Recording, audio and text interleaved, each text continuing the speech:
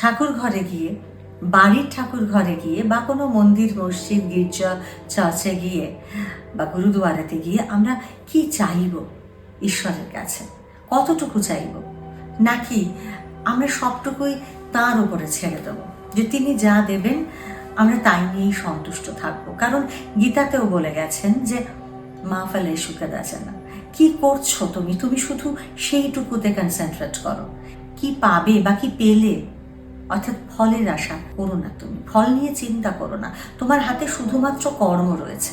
তাহলে কি আমরা যে ঠাকুর ঘরে বা কোনো ধর্মালয়ে গিয়ে ঈশ্বরের সামনে হাত জোর করে দাঁড়াই এবং সেটা যখন চাইবার পরে যখন আর সেটা কিছু পাওয়ার সঙ্গে মেলে না, তখন বলি না না, ঠাকুরদেব তো ওসব আমার কর্ম নয়, ওসব ধর্মকর্ম তোমরা করো বাবা, আমি অন্য পথে হাঁটি। তাহলে কোথায় এসে দুটো মিলবে? তাহলে কি আমরা আমাদের জীবন থেকে স্পিরিচুয়ালিটি, ধর্ম, আমাদের নেচার, এই জিনিসগুলোকে বাদ দেব? আমাদের প্যাস্টেল স্পিরিচুয়ালে আসছে আগামীকাল এই নিয়েই আলোচনা।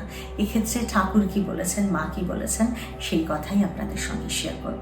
শুনতে থাকুন প্যাস্টেল স্পিরিচুয়াল ইউটিউব চ্যানেল প্রতি মঙ্গলবার রাত্রি 8টায়।